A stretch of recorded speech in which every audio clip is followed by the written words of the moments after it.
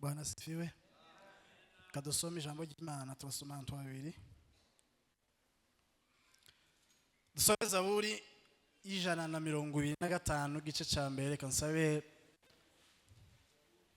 Pastor Patrick adufashe gusoma aho muri Zaburi ijana na 25. Edingwe araza kudusomera muri Yohana gice cya 6:68. Yohana 6:68. Kaduhere muri Zaburi ijana 25 umurongo wa mbere. Haravuga ngo narimvuze ngo ni Zaburi ijana na 25 umurongo wa mbere. Haravuga ngo abiringiye Uwiteka bameze nk'umusozi wa Siyoni utabasha kunyeganyezwa, ahubwo uwo ruhamye iteka ryose. Nk'uko imisozi igose Yerusalemu, ni ku Uwiteka agota abantu be, uhereye none ukageza iteka ryose. Amen. Amen. Dingwe Yohana 6:68 honyine. Haravuze ngo Simoni Petero aramusubiza ati, Databusha, twaje kuri inde ko ari wowe amagambo y'ubugingo buhoraho. Amen. Amen. Subiremo. Simoni Petero aramusubiza ati, Databusha, twaje kuri inde ko ari wowe ufite amagambo y'ubugingo buhoraho. Amen. Akoze cyane. Turashimira Imana muri uyu mugoroba kuba hano muri iki kibanza, ariko kandi Imana yatwize kugira ngo tubashe kuba twagabura ibyayo. Imana ihabwe icubahiro. Turashimira abayobozi mwene data Ruberangeyo ndetse na staff yose bakorana. Imana ibahe umugisha, na Vice Dingwe n'abandi bayobozi bose. Imana ibagiriye neza cyane kutwizera mukaduha umwanya. Twishimiye abantu bose bicaye muri kibanza, abashitsi n'abasangwa. Twishimiye kubana n'umushumba Rujogoti andutaho mu myaka, ariko twarabanye mu murimo w'Imana hariya haruguru, dukorana umurimo w'Imana tukiri abasore twembi.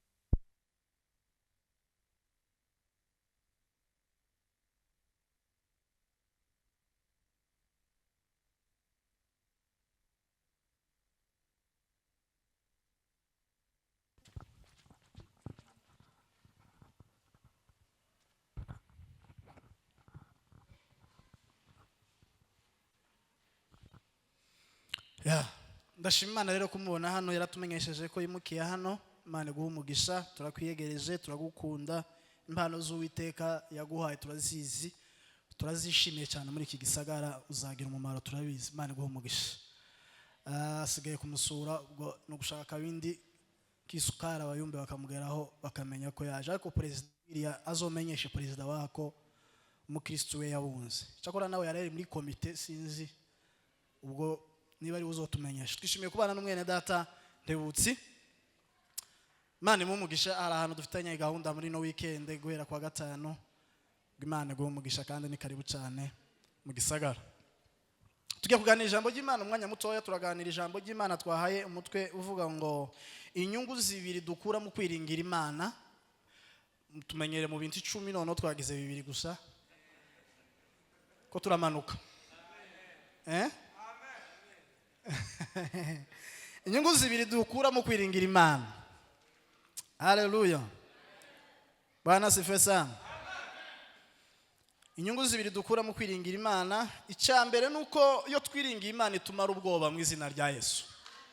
Imana iyo tuyiringiye itumara ubwoba, ikatumara ubwoba. Bibiliya yavuze ngo nkuko imisozi igose Yerusalemu, umusozi ntuzi utinya imvura, umusozi tibaravuga ngo hari inka zivuga ngo none umusozi wagize ubwoba ugiye guhunga.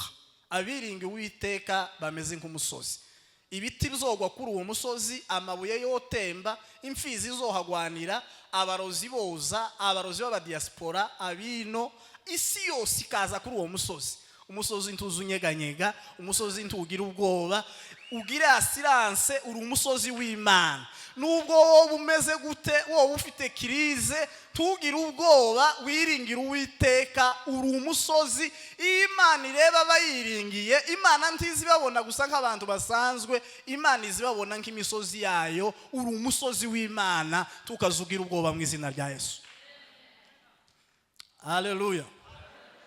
Nk'uko imisozi igose i Yerusalemu, niko Uwiteka agota abantu. Muri Yohana tumaze gusoma igice cya 6 ku murongo wa mbere hazavuga ibitangaza Yesu yakoze bibiri. Igitangaza cya mbere, Yesu yabanje kugaburira abantu 5,000 batabaza abagore n'abana. Tukunda kuganira ko igitangaza Yesu yakoze cyo kugaburira abantu 5,000 atabaza abagore n'abana, Yesu yahashe bikeya paraporo yabo yaragiye kugaburira, ngo amare kubagaburira ibizasigaye biba byinshi paraporo y'ibyo yari yahashe. Yari yahashe imigati 5 n'amafi 2, kandi ikintu cy'intangaza gikomeye ni ukubona abagabo b'abanyabwenge, abagabo b'impara, abagabo b'imfura bicaye ku meza gutya, ngo hari umugabo bababwiye ngo agiye kubagaburira, ngo afite imigati 5 n'amafi 2. Abantu bakamatonda ku meza gutya, ngo hari umugabo bababwiye ngo agiye kubagaburira amafi 2 n'imigati 5. Imagine vuba abantu bose bicaye hano, abe nubwo mutobe 5,000, abicaye muri iki kibanza, umuntu umwe akaza akababwira ngo mwicare, ngo mfite amafi 2 n'imikati 5, ngo mwese murajya muhage. Kumanalize mbaziho, n'ukuntu mwamwanaliza amateraniro, n'ukuntu mwamwanaliza uwahagarikiye, n'ukuntu mwamunyanaliza nje uhagaze hano, kimwe kwemera mwo musuzugura mwese mugasoka. Ariko ikintu Yesu yarabwiye ngo nimwicare. Muvuge ngo amen. Imana izisaba abantu kwicara bagatuza, bakaba hamwe, bakamwumva neza. Iki ni igihe cyo kwicara tukumva Imana. Hari abantu bahagaze imitima yabo ntituje, tibaza bumva Imana neza. Imana kirakubwira muri no mugoroba ngo wicare ugume hamwe wumva Imana. Imana irakora igitangaza, ariko ndikora igitangaza uhagaze ufite imitima uri ya gauche uwa droite, wicara ugume hamwe. Mwonishi yaravuze ngo ukisimama kwa Yesu kwa miguu miwili, ukisimama shida na matatizo zitakwisha. Muvuge ngo amen. Yesu aravuga ngo nimwicare. Abigishwa bariko baganira nabo bakamubwira ngo Yesu, tani faranga dufite, ariko niyo tuzigira ntani isoko yari ihari ngo turabona aho duhahira.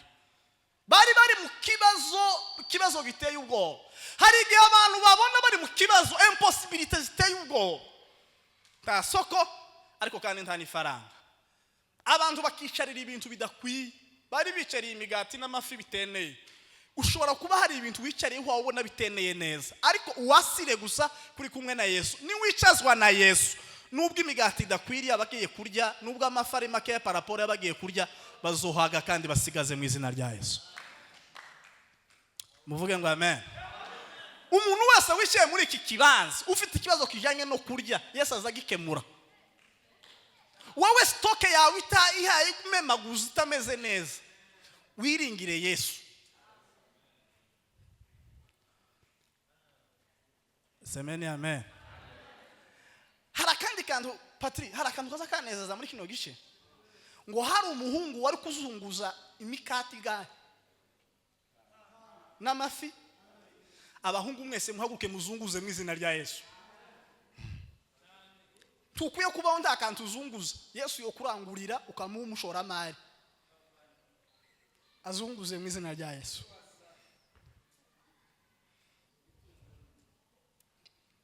Abajene b'abashomeri kimugezweho pi.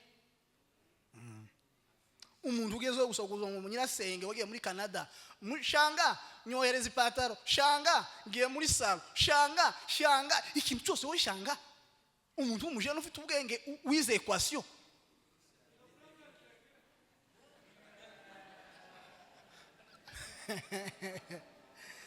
mibare ya kofi ngaho batayemeye neza. Muvuge ngo amen. Wa musore wari wicayeho wari ufite ibintu bikeya, utekereza ko ntacyo bisomumarira, ariko niwe watabaye abantu bari kumwe na Yesu. Ifo ku buzima bwacu bugomba guhaguruka bugakora. Twaba gukorera Imana, twaba gukorera imiryango yacu, haba kwikorera twebwe ubwacu. nakoze muri iki gice nuko Yesu yakemuye ikibazo kijanye na transport. Imana idukemurire transport Burundi mu izina rya Yesu. Abantu ngo bari bamukurikiye bari benshi, ngo barangize ngo abigishwa ngo baripsuraho gatoya binjira mu bwato, ariko ngo bagere hagati umuyaga ngo bamwishe. Yesu ngo yamamanuka iwe yamagenda n'amaguru hejuru y'amazi. Abigishwa ngo batangira ku kibugo bati umuntu wauza, aravuga ati ni jewe muhumure nanje ninjire tugende. So Yesu yakoze igitangaza cyambere kijanye no kugaburira abantu. Imana ikugaburire mu izina rya Yesu. Ariko icyakabiri yakemura ikibazo kijanye na transport. Imana idukemurira ikibazo cyanga mu izina rya Yesu. Cyanga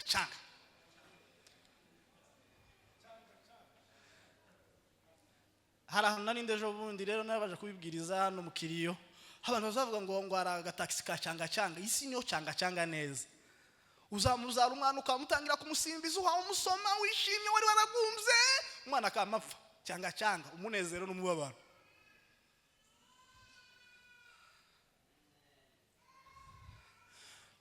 Abantu bose ngo baramukurikira bageze aho hantu Yesu arababwira ngo ese mwankurikiye pour quelle raison?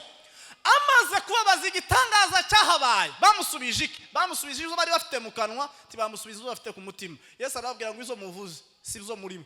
Icyatumye munkurikira ico muhamuvuga gihabanye neza n'impamvu mwatumye munkurikira. Edi impamvu wabona amakanisa hashira imiryango Kabayumbe ibihugu nuko abantu bazavuga ibyo bafite mu kanwa bagasiga ibyo bafite ku mitima. Yesu yarababajije ngo se mwankurikiye pour quelle raison? Batangira kumwereka izindi impamvu badafite ku mutima. Yesu arababwira ngo sinzambwibwa iby'abantu kuko nzamenye iby'abantu batekereza. Arababwira ngo abasokuruza banyu barariye manu hakurya ariko barapfuye, ariko njewe zantanga umutsima w'ubugingo abantu bazabarya tibakazongere gupfa iteka ryose. Abigishwa baramubwira ati none se uwo mutsima, kuko bari bategereje iyo surprise ababwiye, baramubwira ati tubwira uwo mutsima wari we. Yesu arababwira ati ni jewe mutsima. Bama barakara imisatsi kazamihaguruka. Bari bazi ngo Yesu arababwiye ngo baramufata bamutererega mu nkono bamuhindurega bashiyemo congaga bamwe bamukarangaga ngo bazorye. Naho Yesu yarababwiye ngo munyemere munyizere mukurikira amategeko yanje. Muvuge ngo amen. Bararakara. N'uyu munsi dufite abantu barakajwe n'ivyo Yesu ahayavuga.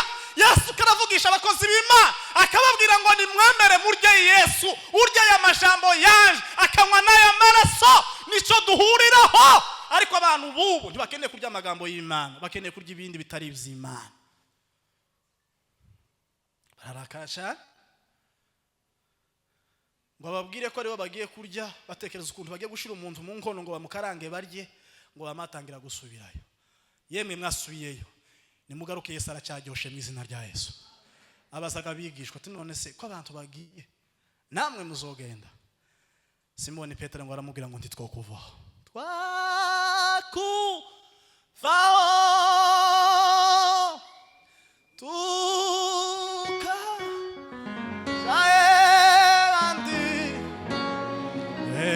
Ufita magambo meza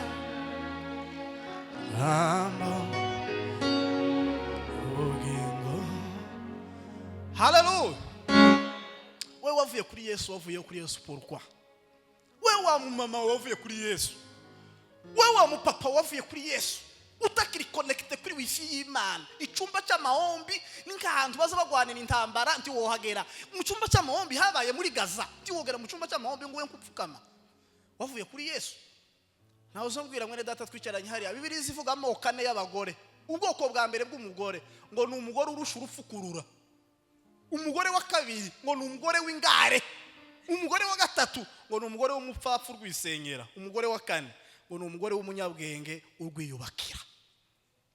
Umugore urura kurusha la mort.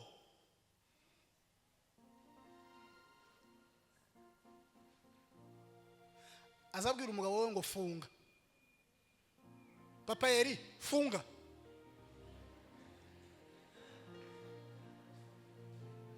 Harimo n'abashitsi. Tiwongorora kano gashati ko arantu ugiye ku mustari ufite amaboko abiri nayo gatere. Umugore urusha urufukuru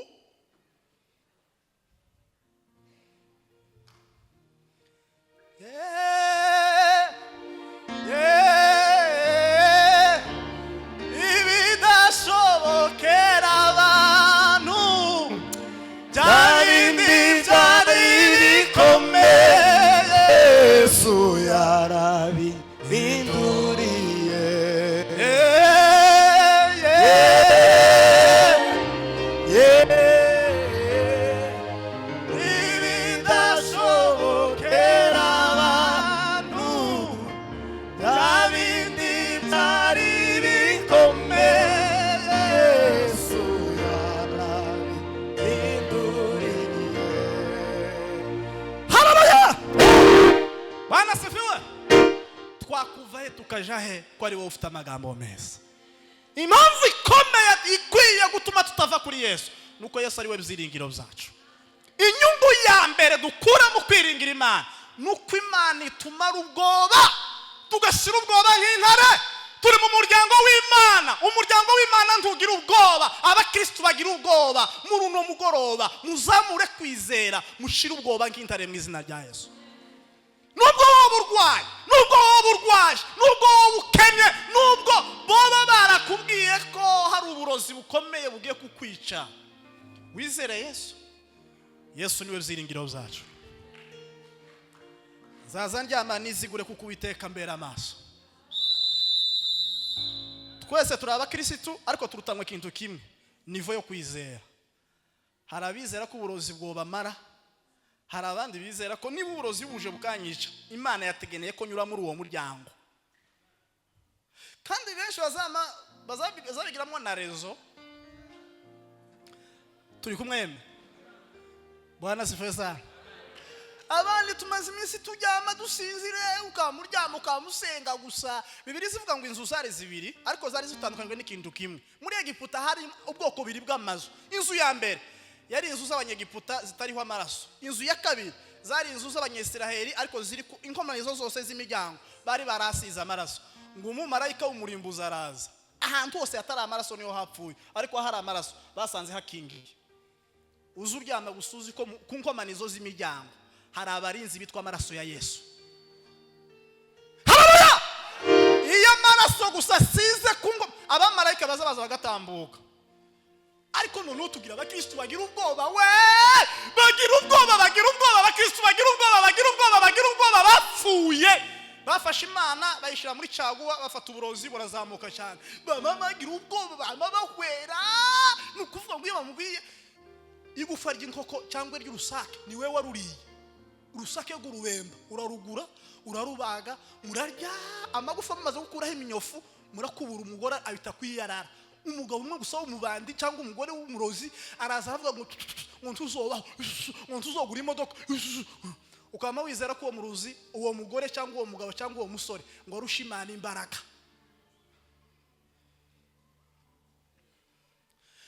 Umuntu umuvuga butumwa zaguka kamavuga uburozi amasaha 3. Uburozi amasaha 3 ahabwiriza. Yesu imbaraga za Yesu zagiye.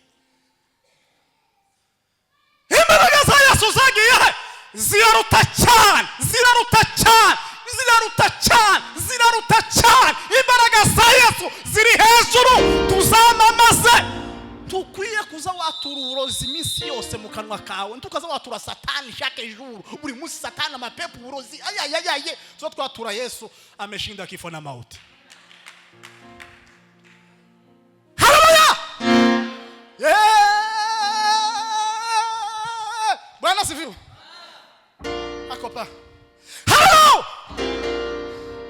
Isenti bankuyiregera hapa. Nasoje ikintu cyambere narimvuze cyakabiri ngisoze hanyuma duheze Patrick umwanya heza baririmbye. Abakristo bazashira ubwoba iyo biringiye Yesu bazabamera nk'imisozi. Pastor Muhorana, umusozi wanyu hari azagatanga zagihuha. Hari umusozi wigeze kubona uhunga ngo imvura igiye kugwa ngo duhunge. Iyo imvura igiye kugwa neza umusozi uzama witegura ko ubwasi bugiye kumera wa musa neza. Ibigeragezo nibiza ku mukristo uhagaze muri Yesu ku maguru yombi n'uburyo bwo gutoha ukazamusa neza cyane. Abantu nibagutuka bakakwandagaza bakakuvuga nabi, abakristo bazavuga ngo bareke kubavuga nabi. Hano ni iwacu se wovugwa neza, hano ni iwanyu, hano mwisi si iwacu ni mwijuru. Twaje hano turasanga aho turi muri menace, tukwiye kuguma kuvugwa nabi. Iwacu natwe tuzovugwa neza habe n'ubungubu mwijuru ko baratuvuga neza. Upfe gusa kuba uhagaze muri Yesu neza. Muvuge ngo amen. Bwana sifiwe sana.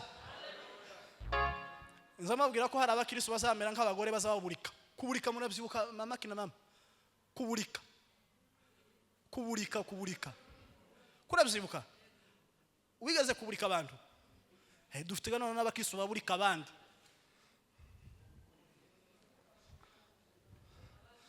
Dufite abantu bazababurika mu ikanisa. Umuntu azamaguruka none ninga gushima.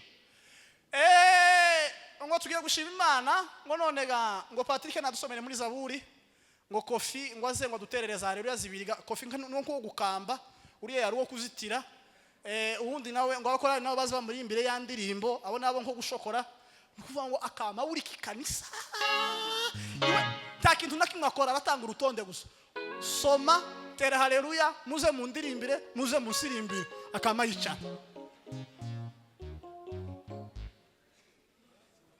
ntaza senga kofi musengere edingwe nyabuna mumpeke ngo bamuheke mu masengesho bazagenda bahekesha abana mumpekere nyabuna mu masengesho mwe mgiye mu masengesho mwe musengere wewe Imana ni yacu twese ni data uko Imana ari se wa kofi ni ku Imana ari so ukwiye kwigererayo umwenda wari ukingirije ahera watabutsemwo twese twigererayo zusenga urakumva bunebwe urakizotagenge usenga Imana izikumva ubwoba bushire mu izina rya Yesu wowe uzugenda n'ubwo ukazumva ugiye gupfa ngo kubera nyoko bukongo apfunyaraye mu gahanga nawe nusaza uzopfunyarara nawe nusaza niko uzobumeze kuri nyoko bukwe igihe so uko mushase we nti yari inkumi muhana wose wari umuzi ko ari inkumi umukobwa mwiza kuko kwawe ariko arashaje nawe nusaza nuko uzobuteye ubwo bakobwa bakazana bawe twizera Imana amen abanyabwoba n'abatizera bazabatera umusaraba mu mugongo kutizera kugenda n'ubwoba bw'urupfu hejuru y'uburozi ni ikimenyetso cyerekana ko ufite Imana nkeya Imana ni nyentege nke ku rwego uzoza utinya abagore cyangwa abagabo Imana akaba ariyo ibinza ifu Imana mwamye muyishira mu nani mugatebo gucyo mwama muzinga ariko nje mfite Imana ishoboye byose dufite Imana ishoboye byose haleluya Bwana sifiwe sana impamvu ya kabiri inyungu ya kabiri dukura mu kwizera Imana nukuba ubuzima budacika intege ubuzima wowe ugomba gukora ibizo ukora gusa tucika intege kuko mvuge ngo amen nindo udafite intambara hano muntu ubayeho nta muntu uzumugwanya abantu bose baragukunda wamera nkuko kwikisa imbomo abantu bose ntibaza bayijya amata y'inka bose ntibaza bayanywa Yesu abantu bose ntibamwemera hari n'abayuda batamwemera none uraho ngaho ngo business za nkoko ziragwanwa ngo ugiye guhagarika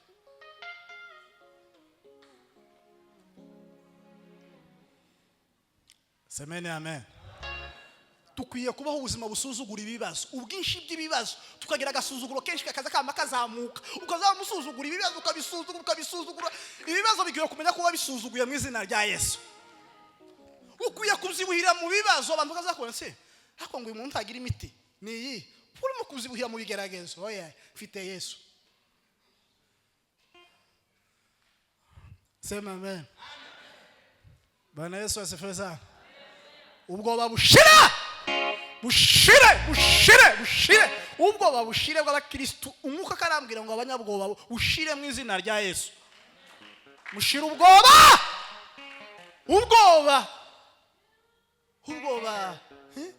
Kristo bafite ubwoba tugomba gucika intege ugomba kugwana n'ibiguca intege kugeza ubwo uruganda ruguca intege ruzocika intege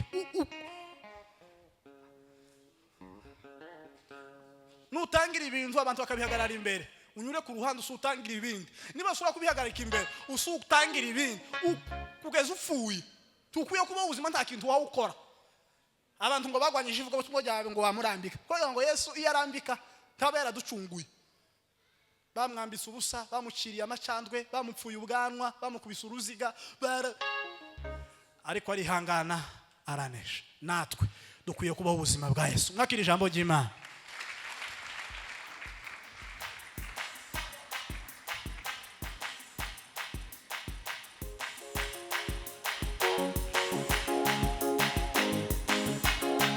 ubwoba